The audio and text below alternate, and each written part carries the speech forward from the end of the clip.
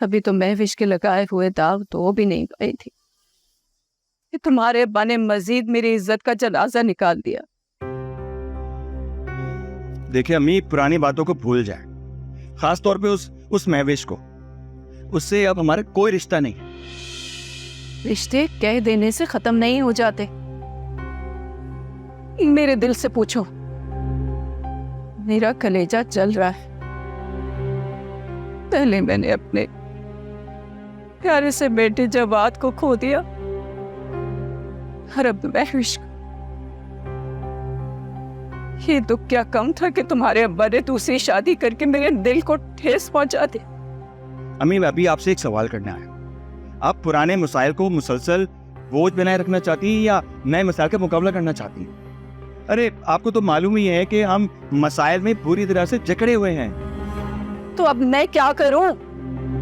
मेरे बस में अब कुछ नहीं है। हमारा जो जी चाहे करो। मैं अकेला कुछ नहीं कर सकता अम्मा, मुझे आपका साथ चाहिए। अरे उधर अब्बा अस्पताल में पड़े, मुझे अपनी नौकरी और इस मकान के मसाइल से फुर्सत ही नहीं कि अब्बा को जाके अस्पताल में देख सकूं। अरे इधर उनकी बीवी ने मकान पर कब्जा कर रखा है। तो ऐसी औरत से उसे शादी करने की जरूरत ही क्या थी, जिसने आते ही उसको अस्पताल पहुंचा दिया? कि अम्मी, आप ये भूल जाए कि अब्बा ने क्या किया और क्या नहीं। ये देखें कि उस औरत के हमारी जिंदगी में आने के बाद हमारे मसाइल कितने बढ़ गए। अगर ये मकान बिक गया तो हम कहाँ रहेंगे? और अगर अदालत का दरवाजा खटखटाते हैं तो जायदाद में से सौतेले भाई को हक जाता है। लेकिन हमें मिलकर कुछ ऐसा करना होगा कि अब्बा के ठीक होने से पहले उस औरत को भगा दें, वरना वो अब्बा को फोर्स करके ये मकान बिकवा देगी। याद रखें, अब्बा के पास उसे देने के लिए एक पाई नहीं है। इसका एहसास तो उसे उस औरत से शादी करने से पहले होना चाहिए था ना। ओहो अम्मी, अरे तो मैं क्या करूं? मेरे दिल से उसके लिए गुस्सा कम ही नहीं होता है। बताए ना, उस औरत का मुकाबला करने और उसे कराची से भगाने के लिए आप मेरा साथ देंगी या नहीं देंगी?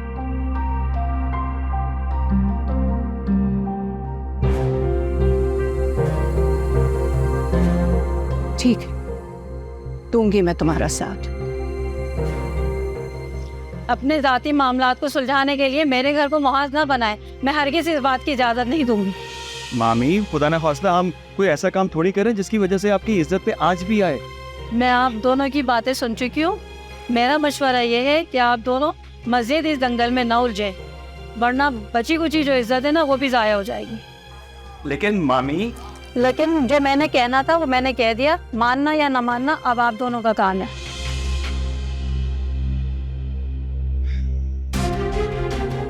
मामी हमारा साथ देने के बजाय हमारे काम में रुकावट डाल रही हैं। आप उन्हें कैसे बर्दाश्त कर रही हैं? बेटा, जब अपनी छत ना रहे ना तो परायों की तरह अपने भी मुंह फेर लेता है। ये तो है अम्मी, लेकिन मामी जो भी कहे हमें अपना काम जारी रखना चाहिए। अच्छा अम्मी, मैं चलता हूँ, अपना ख्याल रख।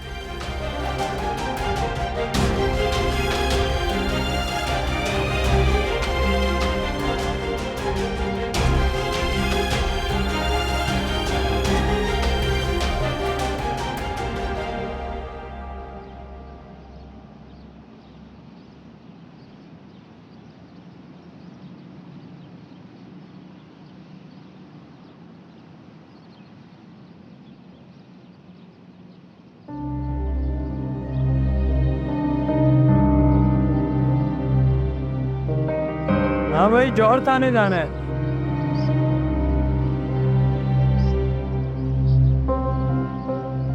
भाई जौहर थाने जाना है, चलोगे या नहीं? हाँ चलूंगा, जरूर चलूंगा। बैठो, बैठो, बैठ। बैठी और तुम मेरे चमोट लो। सुन यार,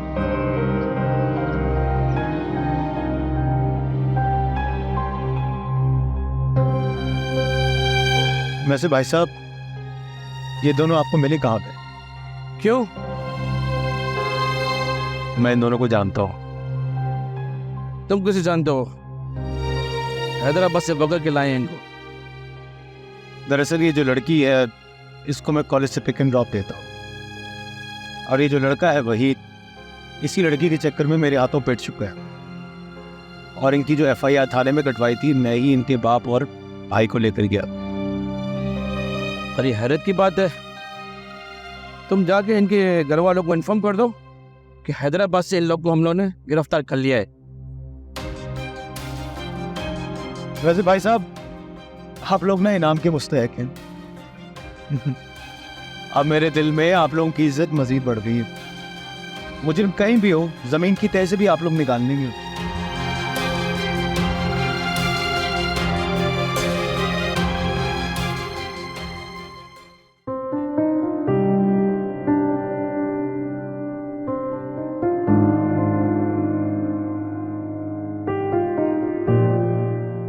न जाने क्यों मुझे इस बात पे यकीन नहीं आ रहा कि तुम 2 दिन से सेठ दाऊद की कैद में रही, तो तुम्हारी जान और इज्जत का खुला दुश्मन है, तो तुम उसके शर से कैसे महफूज रही होगी?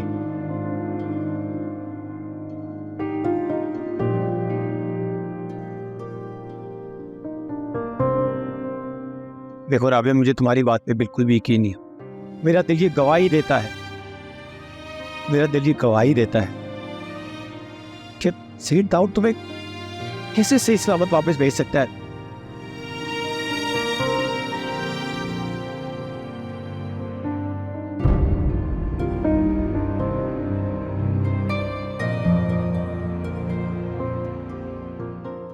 सर, इसमें वो तमाम चीज़ें मौजूद है जो वो लड़का लड़की से बरामद हुए हैं। इनको छोड़ो, ये बताओ कुछ केस पेश भी है, सारा मामला सूखा है? सर जी 2,12,000 रुपये इसमें केस भी है। 2,12,000 या सिर्फ 12,000? सर जी 2,12,000 रुपये मैंने खुद ने गिने हैं, आप चाहे तो आप इसको गिन सकते हो। अफजल, तू कब बड़ा होगा? तुझे नहीं पता थाने में आने के बाद 1 किलो की चीज 1 पाव या उससे कम होके वापस जाती है।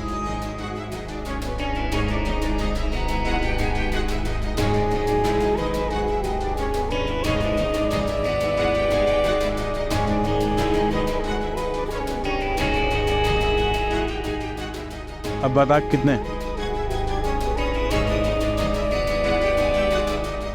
12,000, ना इससे कम ना ज़्यादा। ना, अब तू जा, बाकी मामला मैं खुद देख लूंगा।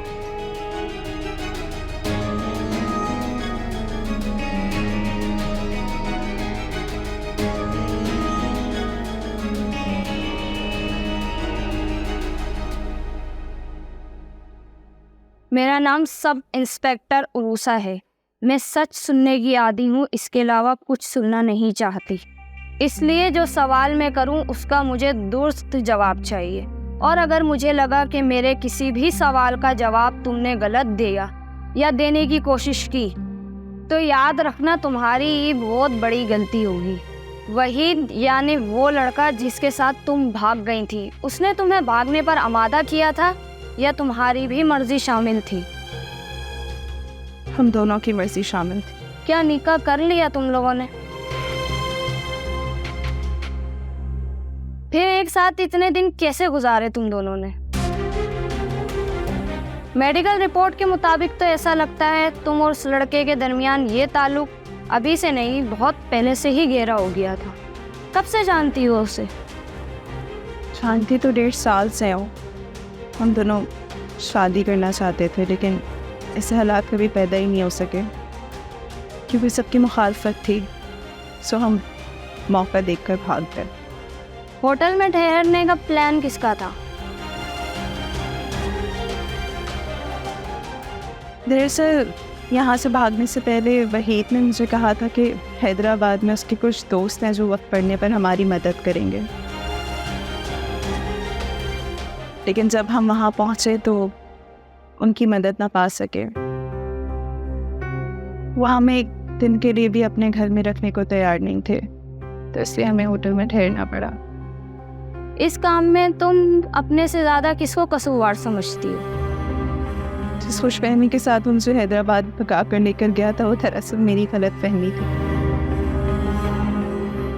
शायद उसकी सब गलत प्लानिंग की वजह से मैं बुरी तरह फंस गई हूँ, और अब मुझे नहीं पता कि मेरे घर के दरवाजे मेरे लिए खुले हुए भी हैं या नहीं, क्योंकि मैं ज़रूरत और रसवाई के सिवा वहाँ पे कुछ छोड़कर नहीं आई हूँ।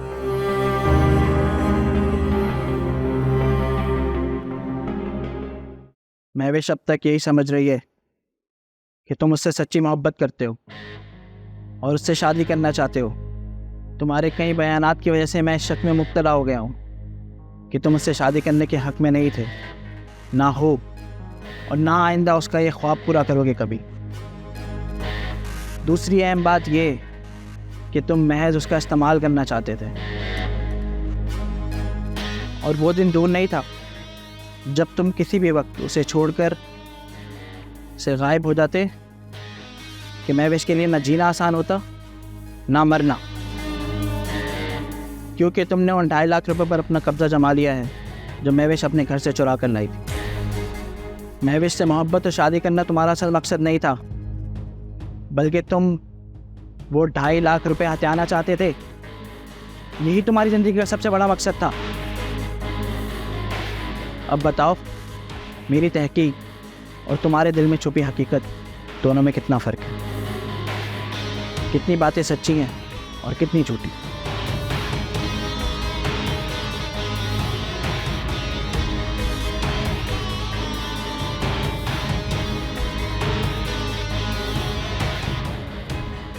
आपकी कोई बात झूठ नहीं। एक मासूम लड़की को बरगला कर गुनाह के जिस दलदल में तुमने धकेल दिया है, मेरे नज़दीक तो इस गुनाह की सज़ा मौत होनी चाहिए। लेकिन कानून का तकाजा ये है कि तुम जेल की सलाखों के पीछे उस वक्त तक सड़ते रहो जब तक तुम्हारे इस गुनाह का अज़ाला नहीं हो।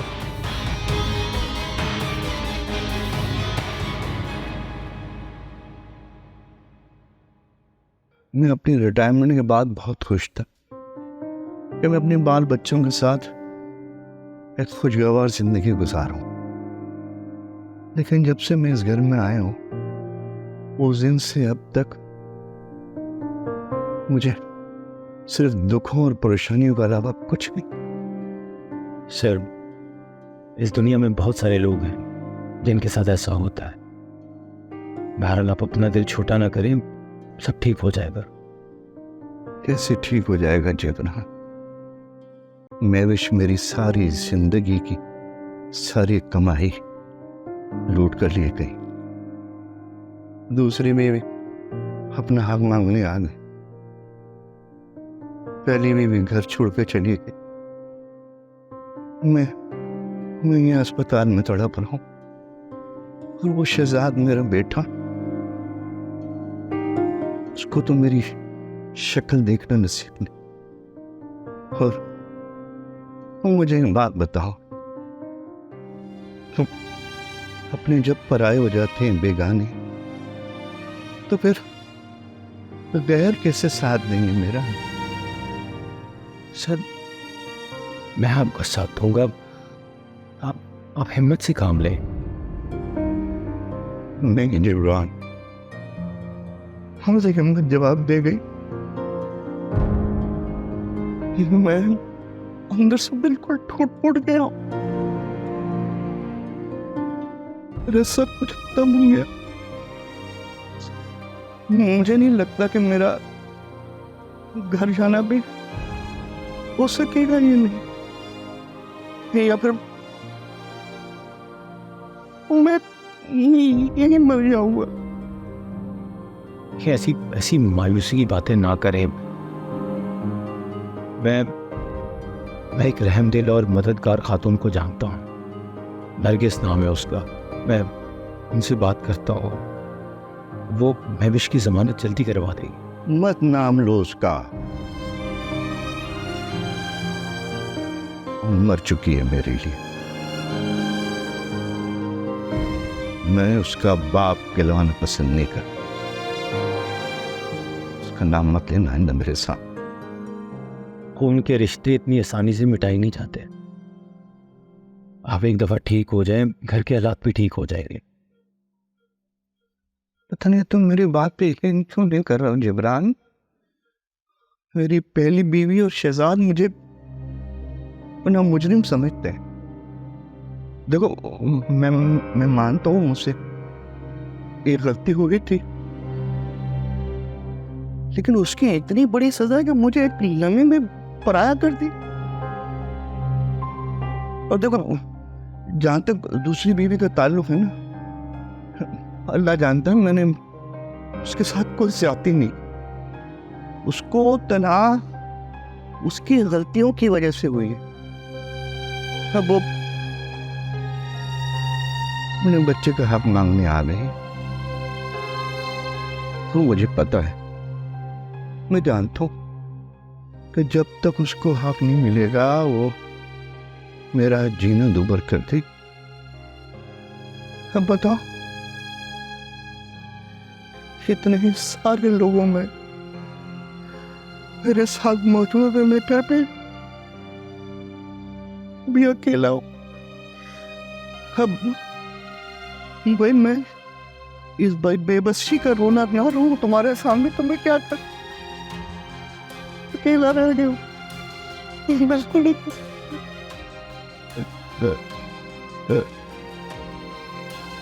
बिल्कुल अकेला हूं।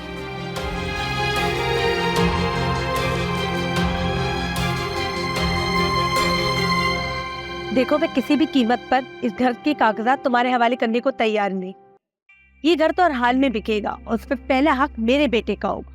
देखिए, जैसा आप चाहेंगी ना वैसा नहीं होगा। एक अरसा बीत गया है मेरा इस मकान में, मैं इतने आसानी से ये मकान आपके हवाले नहीं कर सकता। आप पेपर्स मेरे हवाले कर दो। अच्छा, अगर मैं तुम्हें ना दूं तो मेरा क्या बिगाड़ लोगी? ये बात की बात है। फिलहाल मैं आपको यहाँ ये समझाना आया हूँ कि इस मसले का हल बैठ के आराम से बातचीत करके निकाला जा सकता है। ठीक है, अगर तुम्हें इस मकान से इतना लगाव है तो 5 लाख मुझे दे दो और घर के कागजात ले लो। 5 लाख? 5 लाख तो वैसे कह रही जैसे मैंने नोटों की मशीन लगा रखी हो कि मैं नोट छापूं और आपके हाथ में लाके रख दूं। इतनी महंगाई के दौर में 5 लाख की एक अहमियत है। आप प्लीज जरा लॉजिकल बात करें। मैं इतनी दूर से इसलिए नहीं आई हूँ कि 1.5 लाख लेके रुखसत हो जाऊंगी। अगर मेरी डिमांड पूरी नहीं हुई तो तुम सबका जीना हराम कर दूंगी। वो तो माशाल्लाह से आपने आराम कर ही दी है, अब किस बात की कसर रह गई है? और रही बात 1.5 लाख रुपए की, तो अगर आपका उससे गुजारा नहीं होता है तो आप प्लीज अपनी आखिरी लिमिट बता दें मुझे। ये मकान बिके या घर का कोई फर्क, मुझे सिर्फ अपने पैसों से गर्ज है। देखिए, बात सीधी सी है कि जिस तरह से आप अपनी बात पे अड़ी हुई है ना, आपकी ये बात आसानी से पूरी नहीं हो सकती, क्योंकि आप तो शराबत की ज़बान समझती नहीं है। मैं इस मसले का हल तलाश कर रहा था, लेकिन आप खुद उलझ रहे। बेहतर यह है कि आप 1.5 लाख रुपए लें और यहाँ से जाएं, वरना जो कुछ उसके बाद होगा ना उसके जिम्मेदार आप खुद होंगे। यही बात मैं तुम्हारे लिए कह रही हूँ। दोबारा मेरे मुंह लगने की कोशिश मत करना। ये मत समझना मैं तुम्हारी बातों से डर गई हूँ, और ना मैं डरपोक हूँ। चलो जाओ, जो दिल में आए कर लेना। ये घर तो मैं बिकवा के रहूँ। जाओ। बड़ा आया मुझसे कागजात लेने वाला, देती हूँ मैं अच्छी तरह।